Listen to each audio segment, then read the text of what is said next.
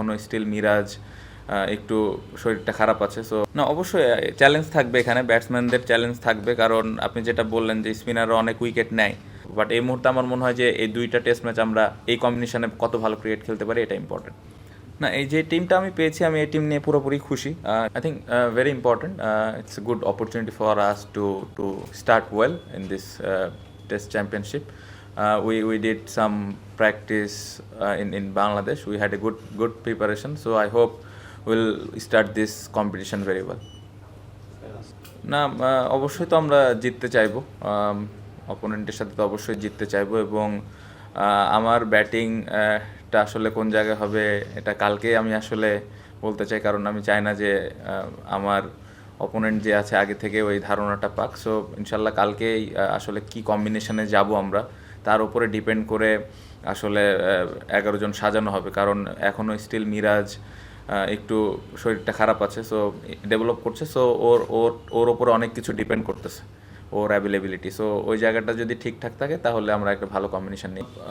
আমার মনে হয় যে অতীতে আমরা আসলে জিম্বাবুয়ের সাথে কি সিরিজ খেলেছি, আসলে ওটা নিয়ে খুব বেশি আগানোটা ঠিক হবে না, কারণ আমরা যদি লাস্ট ম্যাচের কথা বলেন, খুব ভালো স্মৃতি।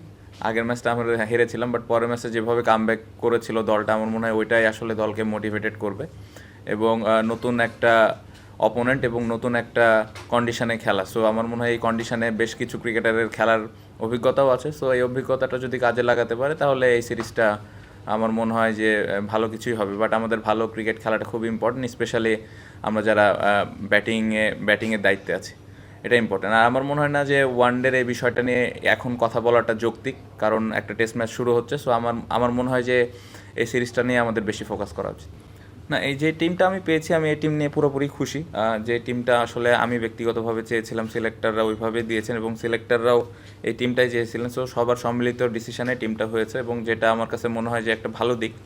এবং টিমের যদি ব্যালেন্স আপনি দেখেন, 4 স্পিনার, 4 পেস বোলার, এবং বেশ কিছু ব্যাটিংয়েও আমাদের ব্যাকআপ অপশনও আছে।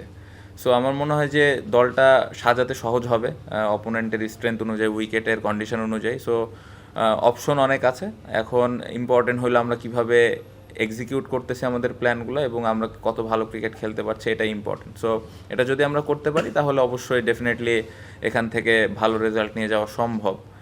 আর আমি অনেক দূরে চিন্তা করতে চাচ্ছি না। আমার মনে হয় যে যেহেতু এই টিমটা দিয়ে শুরু হচ্ছে একটা নতুন সার্কেল, সো এই যদি শুরুটা আমরা ভালো করতে পারি, তখন ডে বাই ডে আমরা আসলে আরও কি নতুন ইনক্লুড করা যেতে পারে, বা আরেকটু কি প্রয়োজন, বা সব কিছু ঠিক আছে কিনা, আমরা এগুলো নিয়ে তখন পরবর্তীতে ডিসকাস করতে পারবো। বাট এই মুহূর্তে আমার মনে হয় যে এই দুইটা টেস্ট ম্যাচ আমরা এই কম্বিনেশনে কত ভালো ক্রিকেট খেলতে পারি, এটা important. I think they are not in the team since 2-3 years. I think so. The boys already, those who are playing, they are already experienced. I hope they will uh, play some good cricket here, and we cannot always think about the past. I think Sakib Bhai and Tamim Bhai did a great job for Bangladesh cricket for so many years. So I hope the replacement we got, they will take the responsibility and do well for the team. না, অবশ্যই challenge থাকবে এখানে, ব্যাটসম্যানদের challenge থাকবে, কারণ আপনি যেটা বললেন যে স্পিনাররা অনেক উইকেট নেয়।